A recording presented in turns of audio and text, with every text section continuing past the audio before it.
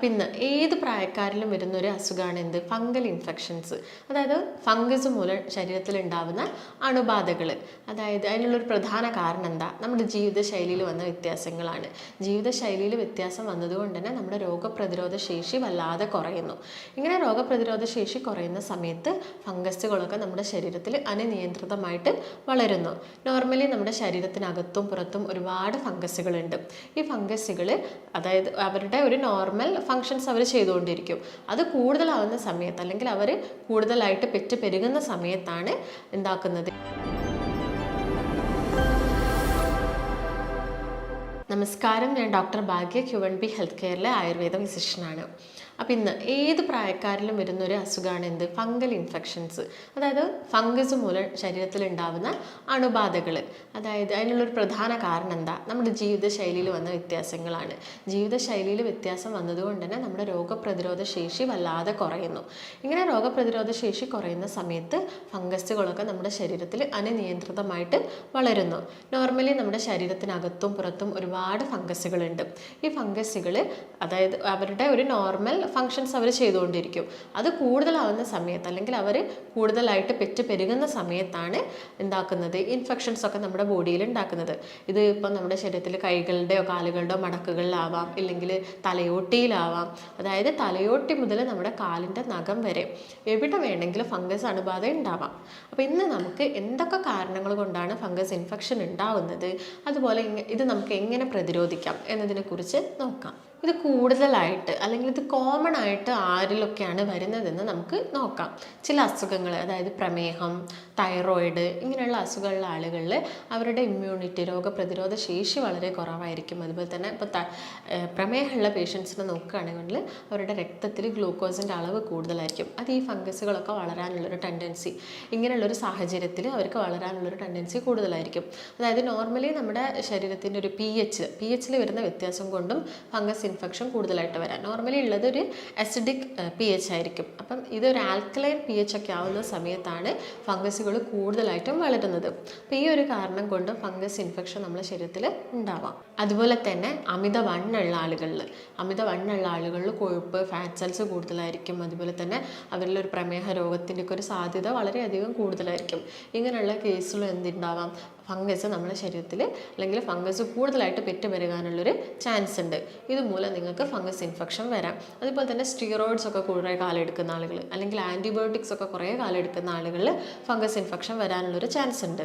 അതുപോലെ തന്നെ ചില മെഡിസിൻസിൻ്റെ ഒക്കെ സൈഡ് എഫക്റ്റ് കാരണം, അതായത് നിങ്ങളത് ലോങ് ടേം എടുക്കുന്നില്ല, കുറച്ച് കാലത്തേക്ക് മാത്രമേ എടുക്കുന്നുള്ളൂ, പക്ഷെ അതിൻ്റെ ഒരു സൈഡ് എഫക്റ്റ് മൂലം, അതായത് ഇപ്പോൾ ശ്വാസമുട്ടലിനൊക്കെ മെഡിസിൻസ് എടുക്കുന്ന ആളുകളാണെങ്കിൽ അവർക്കൊരു ലോങ് ടേം, അതായത് അത് കുറേ കാലം എടുത്തതിന് ശേഷമായിരിക്കും വരിക. പക്ഷേ ചില മെഡിസിൻസ്, ആൻറ്റിബയോട്ടിക് ഒക്കെ ഒരു ചെറിയൊരു ഷോർട്ട് പീരീഡ് സമയത്തേക്ക് എടുക്കുന്ന ആളുകളിലും ഫംഗൽ ഇൻഫെക്ഷൻ വരാനുള്ളൊരു ചാൻസ് ഉണ്ട്. അതുപോലെ തന്നെ ചില മറ്റ് കാരണങ്ങൾ എന്ന് പറയുന്നത് നമ്മൾ പ്രോപ്പറായിട്ടുള്ളൊരു ഹൈജീൻ കീപ്പ് ചെയ്തിട്ടില്ലെങ്കിൽ, അതായത് നമ്മളിപ്പോൾ അടിവസ്ത്രമൊക്കെ യൂസ് ചെയ്യുന്ന സമയത്ത് അതിൽ ഈർപ്പൊക്കെ കെട്ടിക്കിടക്കുകയാണെങ്കിൽ ഫംഗസ് ഇൻഫെക്ഷൻ വരാം. അതുപോലെ നിങ്ങൾ കൂടുതലായിട്ടും പോളിസ്റ്റർ വസ്ത്രങ്ങളാണ് യൂസ് ചെയ്യുന്നതെങ്കിൽ, അതായത് കോട്ടൺ വസ്ത്രത്തിൽ കൂടുതലും വിയർപ്പ് അബ്സോർബ് ചെയ്യും അല്ലേ, എന്നാൽ പോളിസ്റ്റർ ഡ്രസ്സുകളിൽ അത് അവിടെ കെട്ടിക്കിടക്കും. അപ്പോൾ ഈ നമ്മുടെ ഡ്രസ്സും നമ്മുടെ സ്കിന്നുമായിട്ടുള്ള ആ ഒരു കോണ്ടാക്റ്റിൽ നമുക്കവിടെ ഫംഗസ് ഇൻഫെക്ഷൻ, അതായത് കൂടുതൽ ആളുകൾ ഈ കക്ഷത്തിലും തുടങ്ങി ആ ഒരു ഇടുക്കുകളിലൊക്കെയാണ് ഫംഗസ് ഇൻഫെക്ഷൻ കൂടുതലായിട്ട് വരുന്നത്. അപ്പം ഈ ഒരു കാരണം കൊണ്ട് ഫംഗസ് ഇൻഫെക്ഷൻ വരാം. അതുപോലെ തന്നെ ഇപ്പം ഹോസ്റ്റലിൽ പഠിക്കുന്ന കുട്ടികളാണെങ്കിലൊക്കെ നോക്കുകയാണെങ്കിൽ അവർ ഡ്രസ്സൊക്കെ കഴുകാൻ കുറച്ച് മടിക്കുന്ന ആളുകളായിരിക്കാം. അപ്പം അവർ ഒരു ഡ്രസ്സ് തന്നെ ഒരു 3-4 തവണയൊക്കെ യൂസ് ചെയ്തെന്ന് വരാം. ഇങ്ങനെയുള്ള ആളുകളിലും ഫംഗസ് ഇൻഫെക്ഷൻ വരാനുള്ളൊരു ചാൻസ് ഉണ്ട്. അതുപോലെ നമ്മുടെ നോർമൽ സ്കിന്നിൻ്റെ ടോൺ നശിപ്പിക്കുന്ന എന്തെങ്കിലും ക്രീംസ് ഒക്കെ നിങ്ങൾ കൂടുതലായിട്ട് യൂസ് ചെയ്യുകയാണെങ്കിൽ, അതായത് നോർമലി യൂസ് ചെയ്യുന്ന ക്രീംസ് ഒരു കുറച്ച് എമൗണ്ടിലൊന്നും യൂസ് ചെയ്തുകൊണ്ട് വലിയ പ്രശ്നമില്ല, പക്ഷേ നിങ്ങൾ കുറേ എടുത്ത് അങ്ങ് യൂസ് ചെയ്യുന്ന സമയത്തൊക്കെ നമ്മൾ സ്കിന്നിൻ്റെ ടോണൊക്കെ ചേഞ്ച് ആവാനുള്ളൊരു കാരണമാവുന്നുണ്ട്. അപ്പോൾ അതായത് ഞാൻ നേരത്തെ പറഞ്ഞൊരു അസിഡിക് അതൊക്കെ ചേഞ്ച് ആയിട്ട് ഒരു ആൽക്കലൈൻ ഒരു കണ്ടീഷനിലോട്ട് മാറുന്ന സമയത്ത് സ്കിന്നിന് ഇങ്ങനെ ഫംഗൽ ഇൻഫെക്ഷൻസ് ഒക്കെ വരാം. അപ്പം മെയിനായിട്ടും ഈ കാരണങ്ങൾ കൊണ്ടൊക്കെയാണ് നമ്മുടെ ശരീരത്തിൽ ഫംഗൽ ഇൻഫെക്ഷൻസ് വരുന്നത്. ഇങ്ങനെയുള്ള ആളുകൾ കോമൺ ആയിട്ട് ചെയ്യുന്ന ഒരു കാര്യമാണ് എന്ത്? ചൊറിച്ചിൽ. അവർക്ക് നല്ലൊരു ഇച്ചിങ് ഉണ്ടാവും. ഈ ഫംഗസ് ഇൻഫെക്ഷൻ ശരീരത്തിൽ വരുന്ന സമയത്ത് നമുക്ക് ആ ഒരു ഏരിയയിലൊക്കെ നന്നായിട്ട് ചൊറിയും. അപ്പോൾ നമ്മൾ എന്ത് ചെയ്യും? നമ്മുടെ നഖം ഉപയോഗിച്ച് നന്നായിട്ട് ചൊറിയും. ഈ സമയത്ത് നമ്മുടെ സ്കിന്നിനെ ഇറിറ്റേറ്റ് ചെയ്യുകയാണ് ചെയ്യുന്നത്. അതുമൂലം സ്കിന്നിൻ്റെ ഒരു അപ്പർ ലെയറൊക്കെ പൊട്ടിപ്പോവും. അല്ലെങ്കിൽ നമ്മൾ വീര്യം കൂടിയ സോപ്സൊക്കെ യൂസ് ചെയ്യും ആ ഒരു ഭാഗത്ത് നന്നായിട്ട് ശക്തിയിൽ അങ്ങോട്ട്. അങ്ങനെ ചെയ്യുന്ന സമയത്ത് നമുക്കൊരു ആശ്വാസമാണ് കിട്ടുന്നത്. ഈ ചൊറിയുന്ന സമയത്ത് നമുക്കൊരു ആശ്വാസം കിട്ടുന്നതുകൊണ്ട് തന്നെ നമ്മൾ നല്ല ശക്തിയായിട്ട് അങ്ങ് ചൊറിയും. ചില ആളുകളിൽ ആ ഒരു ഏരിയയിൽ നിന്ന് ബ്ലഡ് വരെ വരുന്നതായിട്ട് കാണും, അല്ലെങ്കിൽ പസ് പോലെയൊക്കെ വരുന്നത് കാണാറുണ്ട്. അപ്പോൾ ഇങ്ങനെ ചൊറിയുന്ന സമയത്ത് സ്കിന്നിൻ്റെ ലെയർ നശിക്കുകയും ഇതിലൂടെ ഫംഗസിൻ്റെ മൈസീലിയം നമ്മുടെ സ്കിന്നിൽ ഉള്ളിലോട്ട് കയറുകയും സെല്ലിൽ നിന്നും അവർ എന്ത് അബ്സോർബ് ചെയ്യും? ന്യൂട്രിയൻസ് അബ്സോർബ് ചെയ്യും. അതുമൂലം അവർ വളരും. അവർക്ക് വളരാൻ, അതായത് അവരുടെ ഗ്രോത്തിന് വേണ്ടിയിട്ടുള്ള ഭക്ഷണങ്ങൾ അവർ നമ്മുടെ ശരീരത്തിനുള്ളിൽ നിന്ന് അബ്സോർബ് ചെയ്തിട്ട് അവിടെ തന്നെ കൂടുതലായിട്ടും വളരുകയും നമ്മുടെ ഇമ്മ്യൂണിറ്റി, രോഗപ്രതിരോധ ശേഷി കുറയ്ക്കുകയും ചെയ്യുന്നു. അതുമൂലം എന്താവും? അവരുടെ വളർച്ച കൂടി വരുന്നു. ഇതങ്ങനെ സ്പ്രെഡ് ആവാൻ തുടങ്ങും. നമ്മളിപ്പോൾ നഖം ഒരു സൈഡ് ചൊറിഞ്ഞിട്ട് ആ നഖം ചിലപ്പോൾ നമ്മൾ ആ സമയത്ത് കൈ കഴുകിയെന്ന് വരില്ല.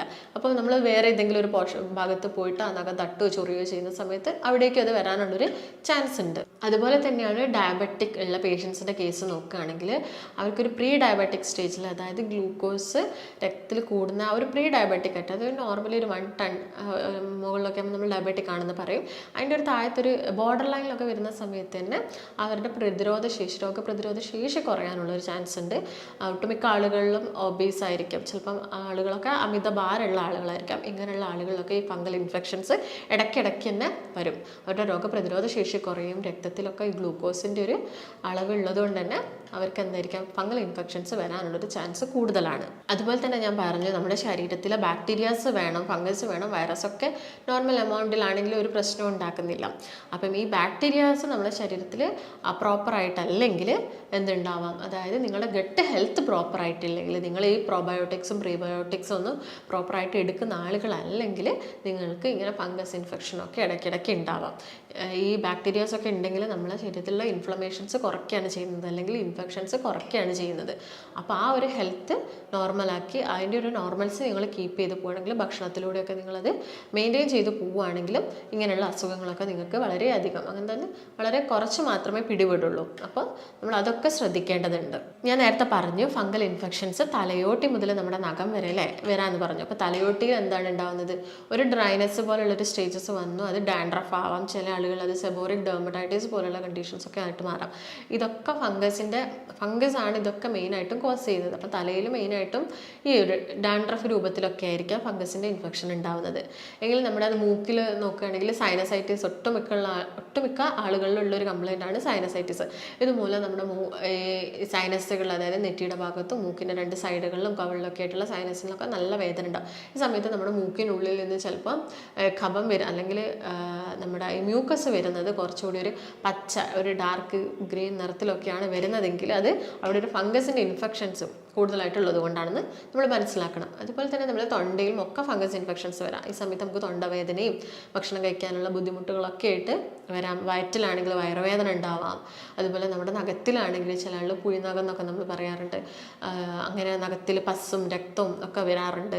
ഇതൊക്കെ ഫംഗസ് ഇൻഫെക്ഷൻ്റെ, നമ്മുടെ ശരീരത്തിലെ വിവിധ ഭാഗങ്ങളിലായിട്ടുള്ള ഫംഗസ് ഇൻഫെക്ഷൻ്റെ ഭാഗമായിട്ട് വരുന്നതാണ്. അതുപോലെ തന്നെ ഞാൻ നേരത്തെ പറഞ്ഞു, ഇപ്പം സ്കിന്നിലൊക്കെ ആണെങ്കിൽ വട്ടത്തിൽ ഒരു റിംഗ് വേം, അതിൻ്റെ ഒരു ഡിവിഷനായ റിംഗ് വേം പോലെ ഒരു വട്ടത്തിലായിട്ട് നമുക്ക് ചൊറിച്ചിലൊക്കെ വരാം. അതുപോലെ കക്ഷത്തിലും തുടയിലും ആയിരിക്കും ചില ആളുകളിൽ ഭയങ്കര ഇച്ചിങ് ഉണ്ടാകുന്നത്. ചിലപ്പോൾ അതൊരു ഡ്രൈനെസ് പോലെ, ഒരു ഇനീഷ്യൽ സ്റ്റേജിൽ ഒരു ഡ്രൈനെസ് പോലെയൊക്കെ വന്നിട്ട് പിന്നെ അതൊരു ഫംഗസ് ഇൻഫെക്ഷൻ ആയിട്ട് മാറാം. പിന്നെ അത് സ്പ്രെഡ് ആവാനുള്ളൊരു ചാൻസ് ഉണ്ട്. അതുപോലെ സ്ത്രീകളിൽ നോക്കുകയാണെങ്കിൽ അവരുടെ വജൈന ആ ഒരു ഭാഗത്ത് ഫംഗസിൻ്റെ ഇൻഫെക്ഷൻ ഉണ്ടാവാം. അതുകൊണ്ട് തന്നെ സെക്ഷൽ ഇൻ്റർകോഴ്സ് ഒക്കെ ഭയങ്കര പെയിൻഫുൾ ആയിട്ടുള്ളൊരു കണ്ടീഷനിലോട്ട് മാറാം. അതുപോലെ ചെറിയ കുഞ്ഞു മക്കളൊക്കെ നോക്കുകയാണെങ്കിൽ അവർ ഫീഡ് ചെയ്യുന്ന സമയത്ത്, അല്ലെങ്കിൽ ഭക്ഷണം ആദ്യമായിട്ട് നമ്മൾ കൊടുക്കുന്ന സമയത്തൊക്കെ അവരുടെ നാവിൽ ഒരു പൂപ്പൽ പോലെ, അതായത് ഒരു തൈരിൻ്റെ മാതിരി, തൈര് പോലെ അതിങ്ങനെ നാവിൽ ഉണ്ടാകുന്നത് നമുക്ക് കാണാം. ഇതൊക്കെ ഫംഗൽ ഇൻഫെക്ഷൻ്റെ ഭാഗമായിട്ട് വരുന്നതാണ്. ഇങ്ങനെയുള്ള ആളുകൾ ശ്രദ്ധിക്കേണ്ട ചില കാര്യങ്ങൾ എന്തൊക്കെയാണെന്ന് നമുക്ക് നോക്കാം. ആദ്യം തന്നെ വേണ്ടത് നിങ്ങൾക്ക് വ്യക്തിശുചിത്വമാണ്.